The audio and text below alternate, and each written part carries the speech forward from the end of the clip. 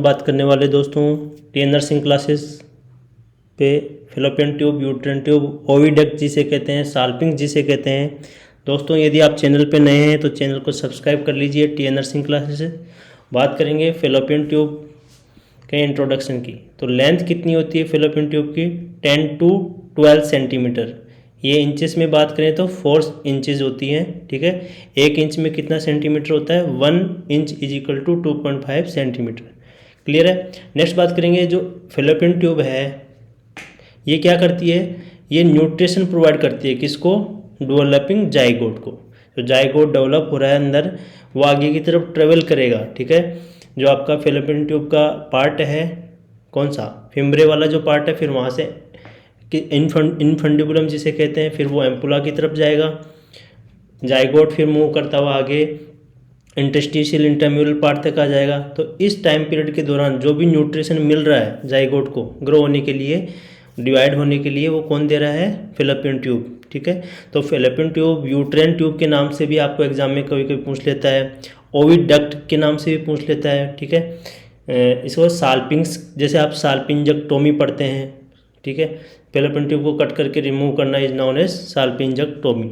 तो salpinx, oviduct, uterine tube, Fallopian tube, ये सभी एक ही नाम है। आपको अलग अलग नाम से एग्जाम में एग्जामिनर कन्फ्यूजन करने के लिए पुटअप कर देता है। नेक्स्ट बात करेंगे, it moves the zygote toward the uterus.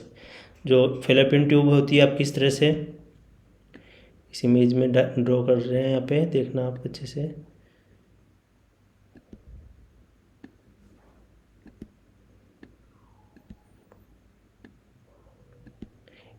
इस डायरेक्शन से यूनि डायरेक्शन होती है इसकी मूवमेंट की, एक ही तरफ ये मूवमेंट करता है। क्लियर है। तो इस तरफ ये जाइगोट मूव करता है तो इसके लिए कौन सा मूवमेंट हेल्प करेगा? पेरिस्टाल्टिक मूवमेंट के थ्रू ये क्या करता है? मूवमेंट करता है जाइगोट यूट्रस की तरफ। ये यूट्रस वाला पार्ट हो गया और ये फैलोपियन ट्यूब वाला पार्ट हो गया। तो इस साइड से इस साइड की तरफ ये मूव करेगा। नेक्स्ट बात करेंगे, पार्ट्स कौन कौन से होते हैं फैलोपियन ट्यूब के। कभी कभी एग्जामिनर फैलोपियन ट्यूब के पार्ट्स पूछ लेता है, तो ये मीडियल टू लेटरल बात करेंगे। मीडियल कौन सा हो गया? ये दिस पार्ट है, ये मीडियल पार्ट है, और ये पार्ट क्या है? लेटरल पार्ट है, फैलोपियन ट्यूब का लेटरल पार्ट, जिधर ओवरी होती है। ठीक है, मिडल पार्ट में यूट्रस होता है, मिडिल पार्ट की तरफ बात करेंगे। मिडिल पार्ट की तरफ फर्स्ट जो पार्ट होता है फैलोपियन ट्यूब का, इसे इंटरस्टिशियल या इंट्राम्यूरल पार्ट भी कहते हैं। किस नाम से जानते हैं? इंटरस्टिशियल या इंट्राम्यूरल। इसकी लेंथ एग्जाम में पूछी जाती है 1.25 सेंटीमीटर। इसका डायमीटर होता है 1 mm। क्लियर है। Part of tube with in wall of uterus. ठीक है, ये ऐसा पार्ट है फैलोपियन ट्यूब का जो यूट्रस की वॉल के पास में होता है, बिल्कुल अटैच होता है। ये पार्ट जो होता है ये इंट्राम्यूरल पार्ट होता है, बिल्कुल अटैच होता है यूट्रस से। ये 1 mm और लेंथ इसकी 1.25 सेंटीमीटर होती है। It has no longitudinal muscles. इसके जो लेयर्स होती हैं यहाँ पे, जो फैलोपियन ट्यूब की लेयर्स है इंट्राम्यूरल पार्ट के यहाँ पे, इसके अंदर किसी भी प्रकार की ऐसी लॉन्गिट्यूडनल मसल्स नहीं है। ठीक है, इस तरह से जो लॉन्गिट्यूडनल मसल्स होती हैं वह नहीं है, ओनली सर्कुलर मसल्स हैं। कौन सी मसल्स? सर्कुलर मसल्स हैं, लॉन्गिट्यूडनल मसल्स नहीं है। और ये किस तरह कार्य करती है? एनाटॉमिकल स्पिंक्टर के जैसे कार्य करती है, बाय फॉर्मिंग ट्यूबल ओस्टिया। ठीक है, यहाँ पे यूट्रस है, यूट्रस और फैलोपियन ट्यूब के यहाँ पे ओपनिंग होती है, तो ट्यूबल ओस्टिया इसका नाम दे दिया कि यहाँ से फैलोपियन ट्यूब की ओपनिंग हो रही है यूट्रस के अंदर। तो इसलिए यहाँ पे इसको ये क्या बना रही है? जो आपका इंटरस्टिशियल और इंट्राम्यूरल पार्ट है ये ट्यूबल ओस्टिया का फॉर्मेशन करता है। एक तरह से ये एनाटॉमिकल स्पिंक्टर की तरह कार्य करता है। ये भी क्वेश्चन पुटअप होता है कि जो फैलोपियन ट्यूब के पार्ट्स हैं उनमें से, उन सभी पार्ट्स में से एनाटॉमिकल स्पिंक्टर की तरह कौन सा काम करता है? तो आपका राइट आंसर रहेगा इंट्राम्यूरल या इंटरस्टिशियल पार्ट। ये नेरोएस्ट पार्ट होता है ट्यूब का। अगर आपसे क्वेश्चन पूछ लिया जाए कि फैलोपियन ट्यूब का नेरोएस्ट पार्ट कौन सा है, तो ऐसी सिचुएशन में आपका राइट आंसर जाएगा इंट्राम्यूरल और interstitial part of fallopian tube या ओविडक्ट, साल्पिंग्स या यूट्राइन ट्यूब। आगे बात करेंगे इस्थमस की। सेकंड पार्ट होता है इस्थमस। इस इमेज में देखो आपको दिख रहा होगा अच्छे से, ये इंट्राम्यूरल पार्ट है, यहाँ पे ये यूट्रस है और इसके आगे सेकंड पार्ट है इस्थमस। तो इसके बारे में बात करेंगे इस्थमस। देखो इस्थमस आपके बॉडी में अलग अलग जगह आप पढ़ते हैं, थायराइड ग्लैंड के यहाँ भी इस्थमस होता है, फेलोपियन ट्यूब में भी होता है, यूट्रस में भी इस्थमस होता है, ठीक है। तो ये क्या होता है, जो फेलोपियन ट्यूब में इस्थमस है ये सेकंड नैरोएस्ट पार्ट है ट्यूब का। क्या है? सेकंड नैरोएस्ट पार्ट है फेलोपियन ट्यूब का। फर्स्ट है इंटरस्टिशियल, जिसे इंट्राम्यूरल भी कहते हैं। ये फिजियोलॉजिकल स्पिंक्टर की तरह कार्य करता है, ठीक है। जबकि आपका इंट्राम्यूरल और इंटरस्टिशियल कैसे कर रहा है? एनाटॉमिकली स्पिंक्टर के जैसे कार्य कर रहा है, और इस्थमस आपके फिजियोलॉजिकल स्पिंक्टर के जैसे कार्य करता है। नेक्स्ट है इसका लेंथ पूछा जाए तो 2.5 सेंटीमीटर इसकी लेंथ है, और इसका डायमीटर 2 mm, जबकि इंट्राम्यूरल इंटरस्टिशियल का कितना था? 1 mm। वो सब इसलिए वो सबसे क्या है? नैरो है, ठीक है। 1 mm है उसका डायमीटर, और लेंथ भी क्या है? सबसे कम छोटी लेंथ है 1.25 सेंटीमीटर। क्लियर है? तो लेंथ और डायमीटर के अकॉर्डिंग इंटरस्टिशियल इंट्राम्यूरल इस्थमस के कंपैरिजन में काफ़ी कम है, इसलिए वो है सबसे नैरोस्ट पार्ट है, और सेकंड नैरोस्ट पार्ट आपका इस्थमस है। नेक्स्ट बात करेंगे एम्पुला। यहाँ से क्वेश्चन आपके बहुत ज़्यादा इंपॉर्टेंट, यदि आप हमसे पूछे कि इस क्लास में सबसे ज़्यादा क्वेश्चन कहाँ से पूछे जाते हैं, तो उसका नाम है एम्पुला, ठीक है। तो widest and longest part of the tube की सबसे ज़्यादा चौड़ाई में और लंबाई में जो पार्ट है वो कौन सा है? एम्पुला है। देखो ये इस इमेज में दिख रहा है, ये यहाँ से ये पार्ट क्या है? एम्पुला पार्ट है। ये सबसे लॉन्गेस्ट भी है और वाइडेस्ट भी पार्ट है। यहाँ पे क्या होता है? फर्टिलाइजेशन, सबसे ज़्यादा पूछे जाने वाला क्वेश्चन, ठीक है, कि फर्टिलाइजेशन कहाँ पे होता है। क्लियर है? तो फीमेल प्रोन्यूक्लियस और मेल प्रोन्यूक्लियस दोनों आपस में अटैच होते हैं, क्या होता है उस प्रोसेस को क्या बोलते हैं? फर्टिलाइजेशन कहते हैं। क्लियर है? तो फर्टिलाइजेशन होता कहाँ पे? एम्पुला वाले पार्ट पे। क्लियर है? तो इसकी लेंथ पूछी जाती है तो 5 से 6 सेंटीमीटर, 5 to 7 भी हो सकती है। आपको अलग अलग ऑथर्स की बुक में अलग अलग आपको थोड़ा वेरिएशन देखने को मिलेगा, बट आप 5 याद रखो कि 5 to 6, 5 to 6 इस तरह से। डायमीटर इसका है 3 to 4 mm। कितना है? 3 to 4 mm। नेक्स्ट है इनफंडिबुलम और फिम्बरी। नेक्स्ट पार्ट है, फोर्थ पार्ट है, फेलोपियन ट्यूब को 4 पार्ट में डिवाइड किया गया है। First part interstitial intramural, second one is isthmus, third one is ampulla part, जो जहाँ पे क्या होता है? फर्टिलाइजेशन होता है, एंड फोर्थ है इनफंडिबुलम, और जहाँ पे फिम्बरी होती है, फिंगर लाइक्स प्रोजेक्शंस होते हैं इस तरह से यहाँ पे एंड पार्ट में। और एक फिम्बरे सबसे बड़ी होती है साइज में, वो ओवरी से अटैच होती है, तो उससे क्या कहते हैं? ओवेरियन फिम्बरे कहते हैं। क्या? ओवेरियन फिम्बरे कहते हैं। और ये 20 से 25 होती हैं, फिंगर लाइक प्रोजेक्शन होती हैं इनफंडिबुलम की। यहाँ पे ये लास्ट पार्ट है, लेटरल साइड पे है ये, ठीक है। मीडियल साइड पे इंट्राम्यूरल पार्ट था और लेटरल साइड पे इनफंडिबुलम पार्ट है। यहाँ पे 20 से 25 फिंगर लाइक्स प्रोसेस हैं, इन्हें क्या कहते हैं? फिम्बरे कहते हैं। क्या कहते हैं? फिम्बरे। नेक्स्ट है इसकी लेंथ 1.25 सेंटीमीटर।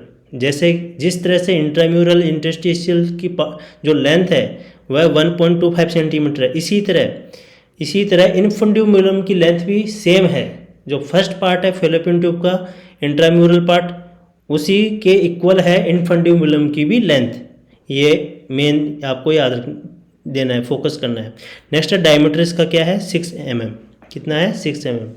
नेक्स्ट बात करेंगे अब स्ट्रक्चर की, कि फेलोपियन ट्यूब की जो स्ट्रक्चर होती हैं वो कैसे होती हैं। तो फेलोपियन ट्यूब्स के 2 लेयर्स ऑफ ब्रॉड लिगामेंट्स, ठीक है। कहाँ पे? ब्रॉड लिगामेंट्स के अंदर होती है ये फेलोपियन ट्यूब। ये क्वेश्चन भी है कि ये फेलोपियन ट्यूब किसके अंदर होती है? ब्रॉड लिगामेंट का पार्ट होता है fallopian tube. From outer to inside, बाहर से अंदर की तरफ ये 3 लेयर में बनी हुई होती है। किसमें? 3 लेयर्स के अंदर बनी होती है। और आपकी जो फेलोपियन ट्यूब है ये कौन सी डक्ट से बनती है?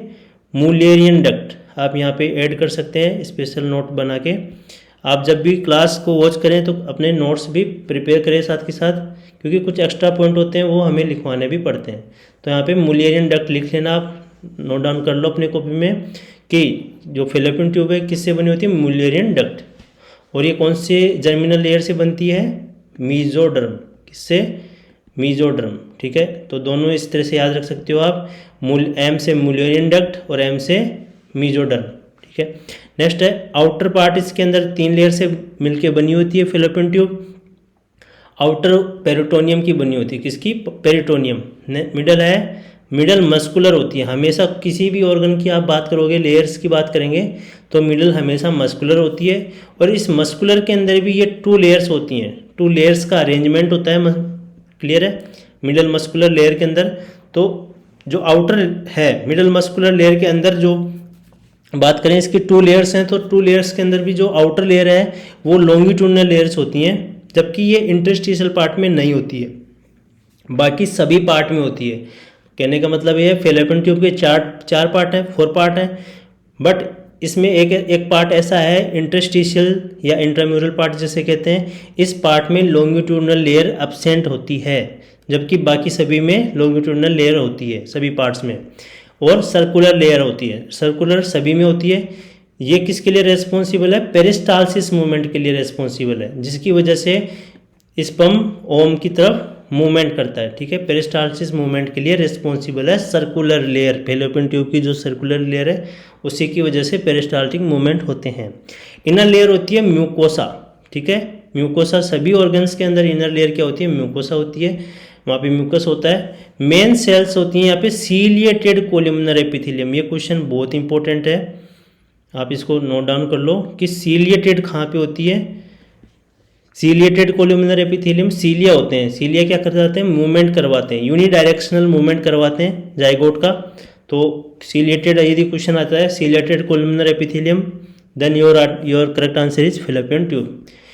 इन बिटवीन सीलिएटेड सेल, अब ये सीलिएटेड सेल्स हैं, इनके बीच में कुछ नॉन सीलिएटेड सेल्स होती हैं, इन्हें क्या कहते हैं? पैक सेल्स कहते हैं। क्या कहते हैं? इनको हम पैक सेल के नाम से जानते हैं। ये क्वेश्चन आपके प्रीवियस ईयर के एग्जाम में 1-2 बार आया हुआ है अभी रिसेंट के में, तो आप इसको अच्छे से नोट डाउन कर लें कि पैक सेल कहाँ होती है? फेलोपियन ट्यूब में होती है, इनर म्यूकोसा लेयर के अंदर। क्लियर है? आगे बात करेंगे अब फंक्शन क्या है, फेलोपियन ट्यूब का फंक्शन क्या है? It secret fluid which help viability of ovum, ovum की वायबिलिटी में हेल्प करता है। ठीक है, नेक्स्ट है सीलियरी मूवमेंट्स होते हैं यहाँ पे, कैसे होते हैं? यूनिडायरेक्शनल मूवमेंट, एक ही तरफ मूवमेंट करवाते हैं यूट्रस की तरफ। ठीक है, help in the movement of zygote toward the uterus. बात करें स्पेशल यहाँ पे नोट दिया हुआ है, ठीक है, आप नोट डाउन कर लें। सब mucosa layer is not found in fallopian tube.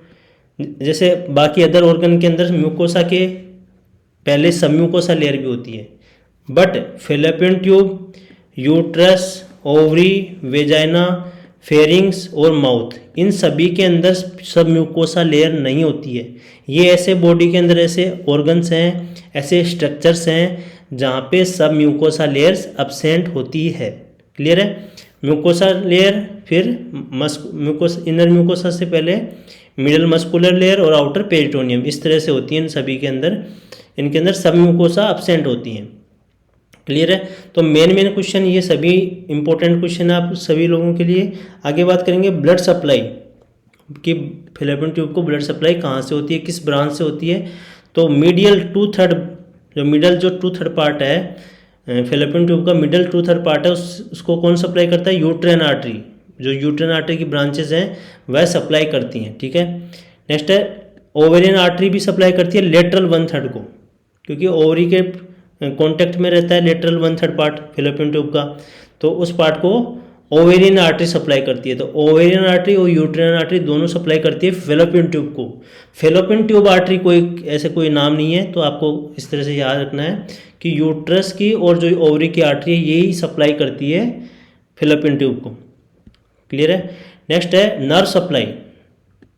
तो T11 थोरेसिक का T11, T12 और L1 लंबर एरिया से L1, इन सभी से नर्व सप्लाई होती है। इन सभी ऐसे एरिया हैं जहाँ से फेलोपियन ट्यूब को नर्व सप्लाई होती है। नेक्स्ट है रूबिन्स टेस्ट किसके लिए किया जाता है? इसे इनसफ्लेशन टेस्ट भी कहते हैं। फेलोपियन ट्यूब के लिए एक क्वेश्चन आता है एग्जाम में, रूबिन्स टेस्ट, क्या नाम है जिसका? Rubin's test. इसके अंदर CO2 इंट्रोड्यूस करते हैं सर्विक्स के थ्रू। क्लियर है? और hissing sound at the lateral pelvic fossa, यदि हिसिंग साउंड प्रेजेंट होती है, आवाज़ सुनाई देती है उस CO2 एयर की, तो इट मीन्स वह ट्यूब क्या है? पेटेंट है, मतलब एयर एक पार्ट से दूसरी पार्ट की तरफ जा रही है, मतलब किसी तरीके से कोई उसके अंदर एडेशन नहीं है, कोई ब्लॉकेज नहीं है, क्योंकि एडेशन ब्लॉकेज होगा तो इनफर्टिलिटी के चांस हो जाएंगे। ठीक है, उसके बच्चा नहीं लगेगा, तो ये सब चांस होते हैं। तो इस चीज़ को पता करने के लिए, ट्यूब की पेटेंसी को पता करने के लिए रूबिन्स टेस्ट और इनसफिशिएंट टेस्ट करते हैं। और इस CO2 पे और भी क्वेश्चन आते हैं दोस्तों कि CO2 कहाँ यूज़ की जाती है, जब लेप्रोस्कोपी करते हैं, लेप्रोस्कोपी, तो उस दौरान कौन सी गैस यूज़ की जाती है, CO2, कौन सी, CO2। नेक्स्ट है रूबिन्स टेस्ट कब परफॉर्म करना चाहिए, फोलिकुलर फेज में, स्टॉपेज द मेंस्ट्रुअल ब्लीडिंग, जैसे ही मेंस्ट्रुअल ब्लीडिंग स्टॉप हो जाती है उसके 2 दिन बाद क्या करते हैं, रूबिन्स टेस्ट करते हैं। ये बेस्ट टाइम होता है रूबिन्स टेस्ट करने का, किसी भी टाइम नहीं करना होता है, मेंस्ट्रुअल ब्लीड स्टॉप हो गई उसके बाद में ये रूबिन्स टेस्ट किया जाता है। नेक्स्ट है साल्पिंजोग्राफी। साल्पिंजोग्राफी का मतलब क्या होता है, ये सेम लाइक रूबिन्स टेस्ट की जैसे होता है, बट इसके अंदर रेडियो कॉन्ट्रास्ट डाई यूज़ की जाती है। ये मोर डायग्नोस्टिक देन रूबिन्स टेस्ट, ये रूबिन्स टेस्ट से ज़्यादा बेटर होता है साल्पिंजोग्राफी। क्लियर है, इसमें रेडियो कॉन्ट्रास्ट डाई के थ्रू साल्पिंजोग्राफी की जाती है। तो साल्पिंजो वर्ड आपको याद रखना है। साल्पिंजेक्टोमी क्या करते हैं, इनको रिमूव कर दिया जाता है, फिलिपिन ट्यूब को कट करके रिमूव कर दोगे तो साल्पिंजेक्टोमी हो जाएगा, ठीक है। ये एक स्टरलाइजेशन का प्रोसेस है, फीमेल स्टरलाइजेशन किया जाता है परमानेंट, तो उसके अंदर साल्पिंजेक्टोमी आप पढ़ते हैं, यहाँ आप नोट डाउन कर सकते हैं साइड में, साल्पिंजेक्टोमी को नोट डाउन कर लो यहाँ पे। नेक्स्ट है important factors about fallopian tube. अब कुछ ऐसे पॉइंट है जहाँ यदि आप इनको रीड करते हैं तो एग्जाम में डायरेक्ट आप क्वेश्चन सोल्व कर सकते हैं। यदि आपसे पूछा जाए most common site of fertilisation, your correct answer is ampulla, ampulla is site of fertilisation. Next है most common site of tubal और एक्टोपिक प्रेगनेंसी। यदि क्वेश्चन पूछा जाए ट्यूबल और एक्टोपिक प्रेगनेंसी की मोस्ट कॉमन साइट क्या है, तो ऐसी सिचुएशन में भी आपका राइट आंसर रहेगा एम्पुला। नेक्स्ट है most common site of tubal abortion, tubal abortion, then your correct answer is ampulla. Most common part cut during tubectomy, tubectomy या साल्पिंजेक्टोमी जब भी करते हैं तो कौन से पार्ट को कट किया जाता है, प्रोक्सिमल इस्थमस, कौन से पार्ट को, प्रोक्सिमल इस्थमस। नेक्स्ट है reversal of tubectomy best in, यदि आप चाहते हैं ट्यूबेक्टोमी किया है वहाँ पे क्या करते हैं, जब भी ट्यूबेक्टोमी करते हैं तो वहाँ पे रिंग डाल देते हैं या फिर कट करके थ्रेड से बांध देते हैं, तो आप चाहते हैं उसको वापस से रीवेस्कुलराइजेशन किया जाए, वापस से मदर क्या चाहती है, एक बच्चा और चाहती है, मान लो एक बच्चे के कुछ हो गया, उसके 2 बच्चे थे, उसने ट्यूबेक्टोमी करवा ली, अब वो चाहती है दोबारा से उसकी वह प्रेग्नेंट हो, तो इसके लिए तो कौन से पार्ट से होता है, इस्थमिक एनास्टमोसिस, इस पार्ट से बेस्ट क्या होती है, रिवर्सल होती है। यदि आप इस पार्ट को वापस से इसको ओपन करोगे तो यहाँ पे बेस्ट साइट होती है इस्थमिक एनास्टमोसिस। नेक्स्ट है most common site of tubal rupture, कि ट्यूब रप्चर होने के चांस कहाँ से होते हैं, 4 पार्ट है फेलोपियन ट्यूब के, इन चारों पार्ट में से कौन से साइड से मैक्सिमम चांस होते हैं रप्चर होने के, then your correct answer is isthmus. Next है एनाटोमिकली स्पिंक्टर, एनाटोमिकल स्पिंक्टर किसे कहते हैं, इंटरस्टिशियल पार्ट को, किसको, इंटरस्टिशियल पार्ट को एनाटोमिकल स्पिंक्टर कहते हैं। फिजियोलॉजिकल स्पिंक्टर यदि पूछ लिया जाए तो इस्थमस। नेक्स्ट है टीबी, जो ट्यूबरक्लोसिस है, कोजेज ब्लॉक इन, देखो टीबी ऐसा नहीं है लंग्स की टीबी होती है, ट्यूबरक्लोसिस कहीं पे भी इफेक्ट कर सकता है आपके इंटेस्टाइन, फेलोपियन ट्यूब, तो इंटेस्टाइन के अंदर ये ब्लॉक करता है कौन से एंड पे, कॉर्नुअल एंड ऑफ ट्यूब, जो फेलोपियन ट्यूब का कॉर्नुअल एंड है वहाँ पे क्या करती है, ब्लॉकेज कर देती है टीबी। गोनोकोकस एक इन्फेक्शन होता है, उसकी वजह से भी ट्यूब ब्लॉक होती है, तो वो कहाँ से, फिम्ब्रियल एंड से होती है, कहाँ से, फिम्ब्रियल एंड से। नेक्स्ट है second narrowest part of tube, tube का जो सेकेंड नैरोएस्ट पार्ट है वो कौन सा था, इस्थमस। नेक्स्ट है बेस्ट चांस ऑफ रीकेनलाइजेशन और रीवेस्कुलराइजेशन, बेस्ट चांस कहाँ से होते हैं रीवेस्कुलराइजेशन के, अभी हमने बात की ऊपर, इस्थमस। नैरोएस्ट पार्ट यदि पूछा जाए तो राइट आंसर क्या होगा, इंटरस्टिशियल या intramural. Best survival part of tubal pregnancy, कहने का मतलब है सबसे ज़्यादा यदि किसी के एक्टोपिक प्रेगनेंसी होती है, ठीक है, एक्टोपिक प्रेगनेंसी का मतलब होता है जो यूट्रस के एंडोमेट्रियम है, ठीक है, उसको छोड़ के कहीं पे भी बच्चा ग्रो करता है, क्लियर है, तो उसको क्या कहते हैं, एक्टोपिक प्रेगनेंसी कहते हैं। तो एक्टोपिक प्रेगनेंसी ज़्यादा कहाँ पे सर्वाइव होने के कहाँ चांस है, फेलोपियन ट्यूब के अंदर यदि एक्टोपिक प्रेगनेंसी हो रही है तो उस चारों पार्ट के अंदर कौन से पार्ट के अंदर यदि बच्चा ग्रो करे तो ज़्यादा समय तक प्रेगनेंसी कंटिन्यू रहेगी, क्लियर है। ये ज़्यादा से ज़्यादा 12 वीक तक रहती है, इससे ज़्यादा नहीं पहुंचती है ectopic pregnancy. Second trimester last, इससे ज़्यादा नहीं होती है, उससे वो टर्मिनेट करनी पड़ती है।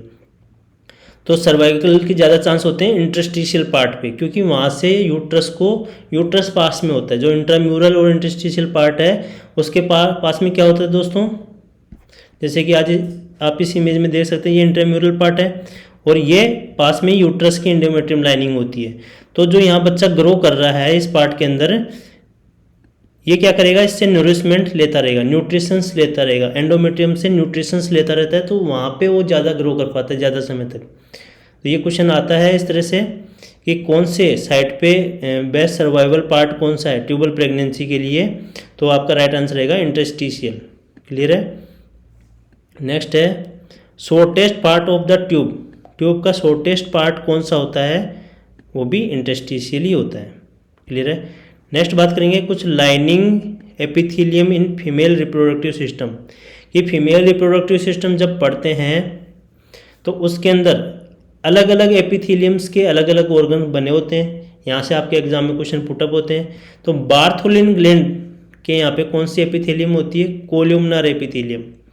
बार्थोलिन डक्ट के यहाँ पे कोल्यूमनर एपिथेलियम सेम।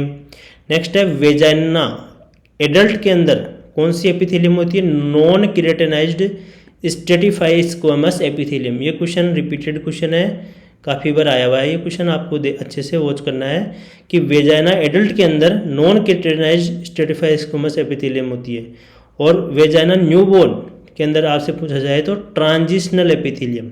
कौन सी एपिथेलियम, ट्रांजिशनल होती है न्यूबॉर्न के अंदर। और ट्रांजिशनल एपिथेलियम और कहाँ पे होती है आपकी, यूरिनरी ब्लैडर के अंदर भी ट्रांजिशनल होती है, यूरेटर के अंदर भी आपकी क्या होती है, ट्रांजिशनल एपिथेलियम होती है। यदि आप अपनी नोटबुक में ये सभी राइट डाउन कर रहे हैं तो साथ के साथ ही यहाँ पे लिख लो कि ट्रांजिशनल और जगह कहाँ होती है, यूरिनरी ब्लैडर और यूरेटर। नेक्स्ट है एक्टो सर्विक्स। सर्विक्स के दो पार्ट होते हैं, एक्टो और endo cervix. Ecto cervix stratify squamous epithelium का बना होता है, जबकि एंडो सर्विक्स किसका, एंडो सर्विक्स कौन सा पार्ट होता है, जो यूट्रस के अंदर की तरफ होता है वो एंडो सर्विक्स होता है। एक्टो सर्विक्स जो वेजाना की तरफ खुलता है वो एक्टो सर्विक्स पार्ट होता है। तो एंडो सर्विक्स जो यूट्रस की कैविटी की तरफ ओपन हो रहा है वो कोलुमनर एपिथेलियम का होता है। कौन सी एपिथेलियम से बनता है, कोलुमनर एपिथेलियम, और ये कलर दिखने में रेड कलर का होता है और एक्टो सर्विक्स दिखने में पिंक कलर का होता है, पिंकिश कलर का होता है, क्लियर है। और यूट्रस किसका बना होगा, ऑब्वियसली जब एंडो सर्विक्स कोलुमनर एपिथेलियम का है तो एंडो सर्विक्स किस में खुल रहा है, कैविटी में। तो यूट्रस किसका बना हुआ है, जब एंडो सर्विक्स कोलुमनर का बना हुआ है तो यूट्रस भी किसका बना होगा, कोलुमनर का बना होगा, क्लियर है। इसी तरह एक्टो सर्विक्स स्ट्रेटिफाई स्क्वेमस का एपिथेलियम का बना हुआ है, इसीलिए वेजाना भी किसकी बनी होती है, स्ट्रेटिफाई स्क्वेमस एपिथेलियम, और नॉन केराटिनाइज आपको याद रखना है कि नॉन केराटिनाइज होती है। नेक्स्ट है फेलोपियन ट्यूब का। फेलोपियन ट्यूब की अपन क्लास ले रहे हैं आज, तो इसके अंदर आपका राइट आंसर रहेगा सीलेटेड एपिथेलियम। नेक्स्ट है ओवरीज की बात करें, ओवरीज के अंदर कौन सी एपिथेलियम होती है, क्यूबोइडल एपिथेलियम, क्लियर है। नेक्स्ट है ब्रेस्ट की बात करें, ब्रेस्ट के अंदर एल्वेलाई भी होती हैं, डक्ट्स भी होती हैं और डक्ट एंड भी होती हैं, इन सभी के अंदर अलग अलग एपिथेलियम होती हैं। एल्वेलाई के अंदर कोलुमनर एपिथेलियम होती है, ठीक है। डक्ट्स के अंदर क्यूबोइडल होती है और डक्ट एंड के अंदर स्ट्रेटिफाई एपिथेलियम होती है। बात करेंगे लेबियम माइजोरा के यहाँ पे कौन सी एपिथेलियम होती है, स्क्वेमस एपिथेलियम। नेक्स्ट है यूरेथ्रा के अंदर बात करें, अपर पार्ट के अंदर होती है ट्रांजिशनल एपिथेलियम और लोअर पार्ट होता है उसके अंदर होती है स्ट्रेटिफाई स्क्वेमस एपिथेलियम, क्लियर है।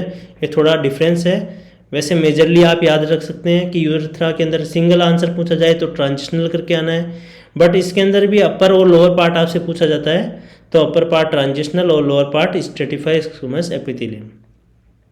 ये सभी के सभी एपिथेलियम से रिलेटेड क्वेश्चंस हैं, आप एक जगह नोट डाउन कर सकते हैं अपने नोटबुक के अंदर। कभी कभी ना कभी कोई ना कोई क्वेश्चन आ जाता है एग्जाम में। आगे बात करते हैं, कुछ वेरियस एंगल्स हैं related to female reproductive system.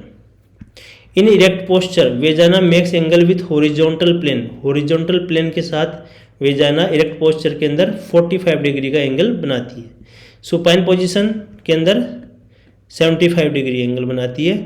Anti flexion angle, anti flexion angle क्या होता है दोस्तों, सर्विक्स और फंडस के बीच में, जो सर्विक्स पार्ट होता है यूट्रस का और फंडस पार्ट होता है, इनके बीच में जो एंगल बनता है वो 120 डिग्री का बनता है।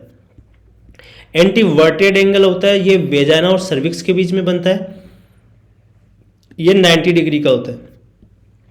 पोस्टीरियर वेसाइको यूरिथ्रल एंगल होता है, पोस्टीरियो वेसिको, वेसाइको मतलब होता है दोस्तों ब्लेडर, क्या होता है ब्लेडर, ब्लेडर और यूरिथ्रा के बीच जो एंगल होता है वो 100 डिग्री का होता है, 100 degree between urethra and urinary bladder.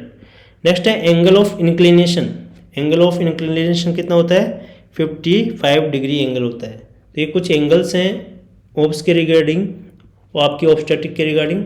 तो various angles related to female reproductive system, ये पार्ट भी आपके लिए बहुत इंपॉर्टेंट है।